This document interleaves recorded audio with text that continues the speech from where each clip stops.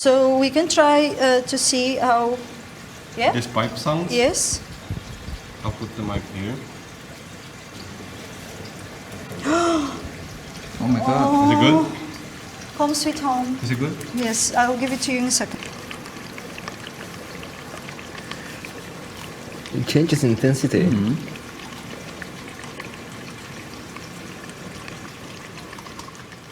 Can sound inspire us to think differently? We'll take you to places you'd probably never go. Remote, unfamiliar, not very appealing places, yet ones that are exciting and reveal much about the future challenges posed to our society. Ones that are rich in sound.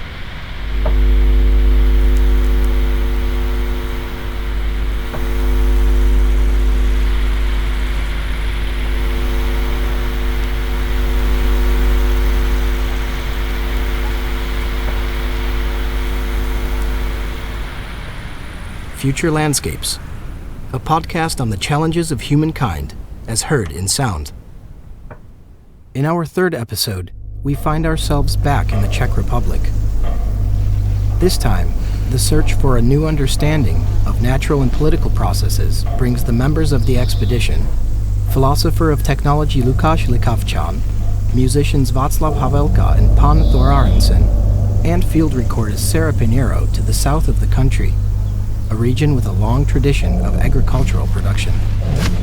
Let's go there. Are we done? Yes.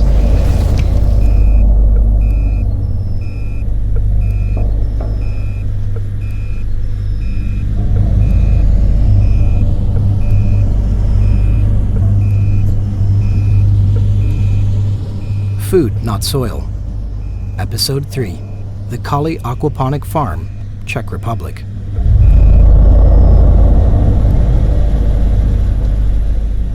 So we have geophone getting the roots of the plant, we have the embryo getting the space, we have the hydrophone stuck in the water, the electrolush closer to the light, and the contact mic plugged to the tube. And we must look very funny right now. Sounds like future farming. Yeah. But I mean, like, when you close your eyes, it's some sort of like, you can imagine like something is growing too, you know, like organic.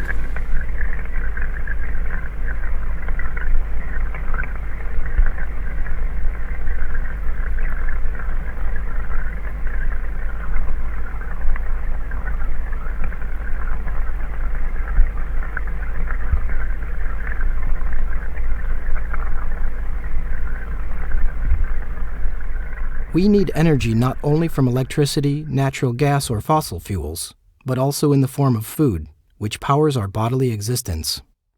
That's why we're headed to a facility that represents one of the possible directions that agriculture might take in the future. Take a closer listen to a farm combining aqua and hydroponics, as this method seems to offer a way to produce more crops on a limited amount of land. Crops are grown here without the need for soil or much water.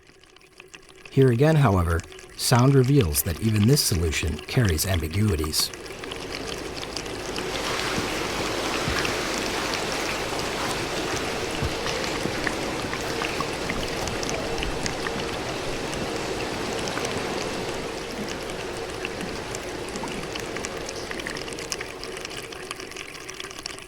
It's a kind of process that emancipates farming from soil, meaning that it emancipates it potentially from the planet.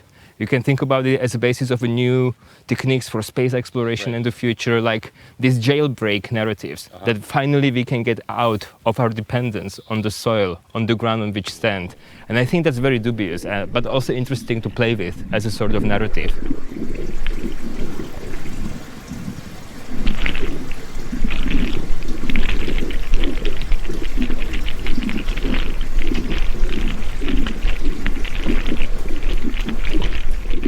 On either side of a narrow corridor on the first floor of the building, lettuce and herb seedlings grow in racks behind glass in sterile conditions under ultraviolet light. All processes are controlled by computers. The sophisticated design of this laboratory-like setting suggests that huge corporate investments are being made to run it. The soundscape we immerse ourselves into, which is built by the periodic gurgling of fluid, the buzzing of electric current, or the hum of an ultrasonic cleaning process seems to confirm that the agriculture of the future and all its risks would be done mainly by high-tech corporations.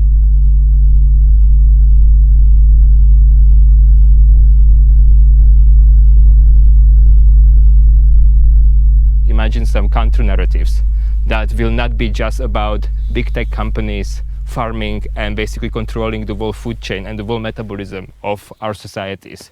So it's really important to think about ways how, again, we can build institutions and financing systems that will be not just about basically providing all the means to the tech companies to do this kind of like high-end farming. Imagine, for example, hydroponics as something that will be also much more than just a continuation of industrial agriculture by other means. So I think that's very important in this respect. And also think about whether we can think about farming again as a kind of care, as a kind of production of not just food, but of biodiversity, for example. And how to make these artificial ecosystems more complex rather than trivial, as it were also back then with the invention of farming that was basically a trivialization of the very complex environments people lived in before.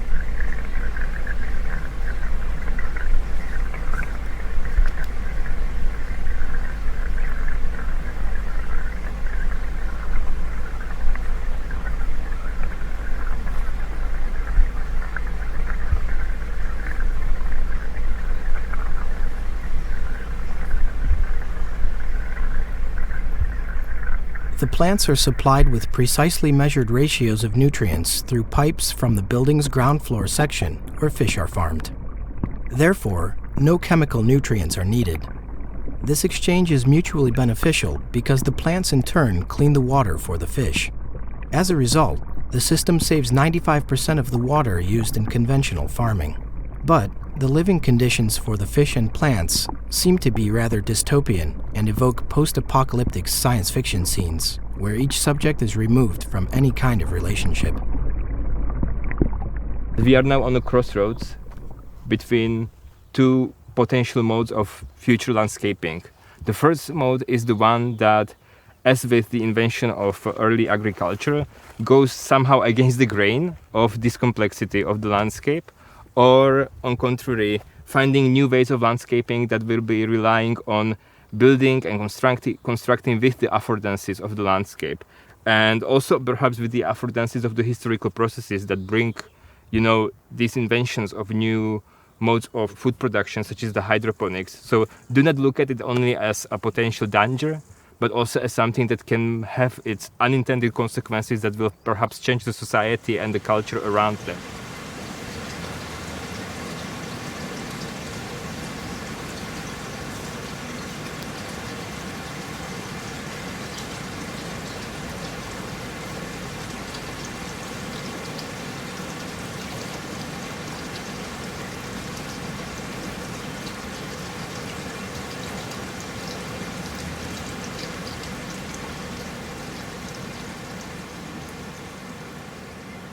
This farm is fairly small in size.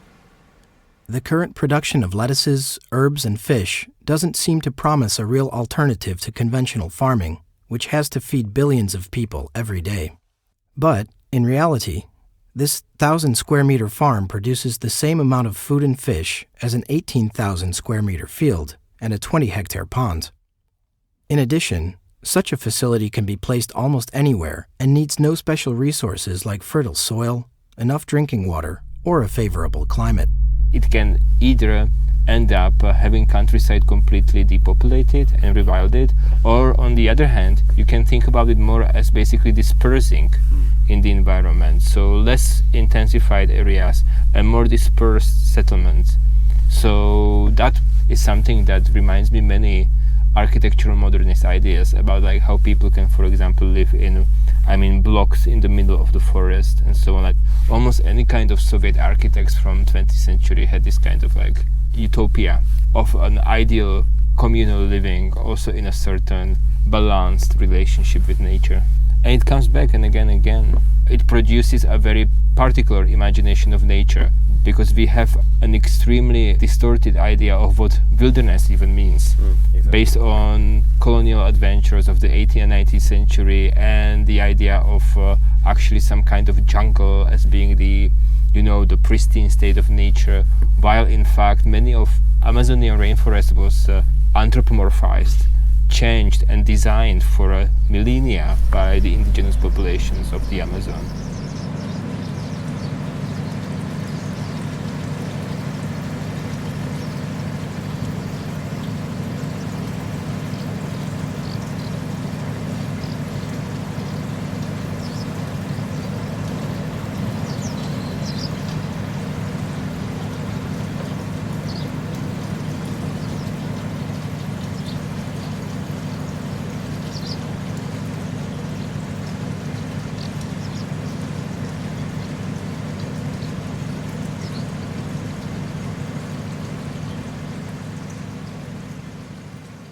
The soundscape of this type of food production is very different from what is happening on the agricultural land that surrounds the village. There is no apparent movement and almost no sound audible to the human ear, which is a reflection of the fact that the plants are grown without daylight and outside the context of other elements of nature, without soil, insects, or birds. Similarly, in the hall designated for fish breeding, everything is quiet, and we only realize that there are hundreds of fish in each tub during feeding, when dozens of them start to surface. This silent, concentrated, and sterile growth is raising questions about the bioethics of production and ethical consumer choices.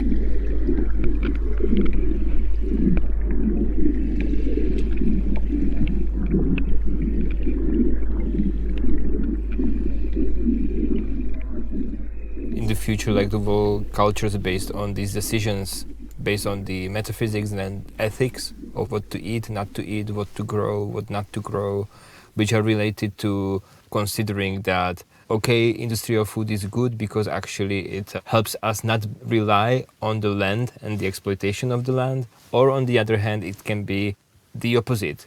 We do not want industrial food because it is artificial, because it is based on improper understanding of what the growth mean, etc. Like you can have it both ways, and you can build a whole lifestyles, whole way of being around that, and that can be something that in the future can be one of the lines of conflict. Future always brings this new interesting fault lines that we didn't expect, more synthetic or more unsynthetic, more artificial, or whatever we want to call that. That will be the fault line, I kind of assume, but it's just a guess.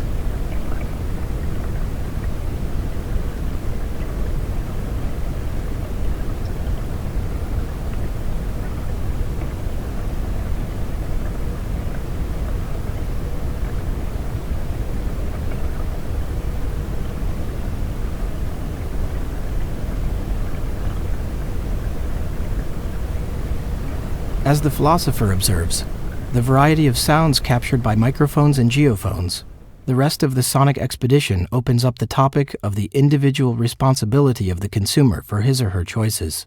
Does individuality matter when it involves inevitable mass consumption and mass production? As we understand more and more the organic substrate from which we come, what we actually are, we also understand to what extent we are more like a colony of organisms, not just a one individual. Mm-hmm. Our body is composed of so many parts and of so many microbes that live with us, for example, and diffusing individuality into what is under and above the individual will be also the part of new cultures of collectivity in this way. That will be the consequence of how even the food production will change in the future.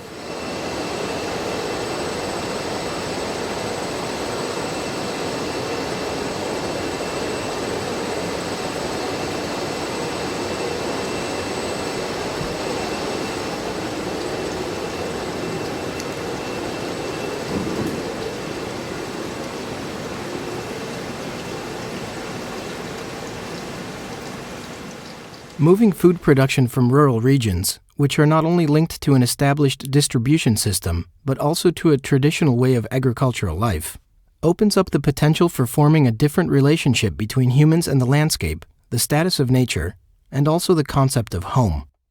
The boundary between natural and artificial is being challenged here as an outdated category. this is also an opportunity for retreat from certain landscapes, Sure. because we will not need so much land to grow food on, and we will be able to transport a lot of production into places which will be more intensified and less labor, but also less land intensive in this way. And if you think about some consequences of this, that also means that then you can rewild many places that were monocultures or industrial agricultural landscapes in the past. Sure, it sounds promising, but many times over the course of history, we've expected technologies to create a better world and allow us to be more respectful to the environment, nature, animals, and our fellow man. That would save water, energy, resources, waste, labor, or land. But this almost never happens due to unexpected risks and disadvantages.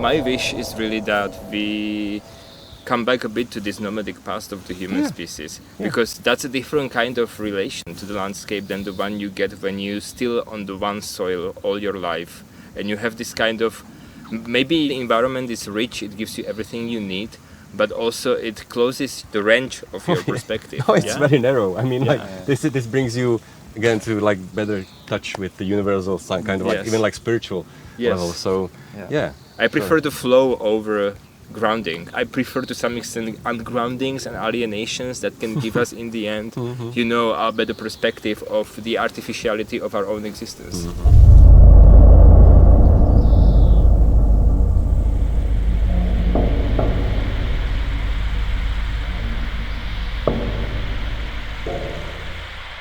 You've just heard the third episode of Future Landscapes, a podcast on the challenges of humankind based on a sonic expedition into the ambivalent technologies and ecosystems of the Czech Republic and Iceland.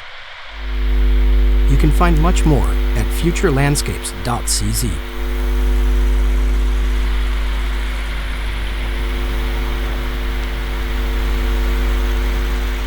Stay tuned to this podcast for more sonic journeys.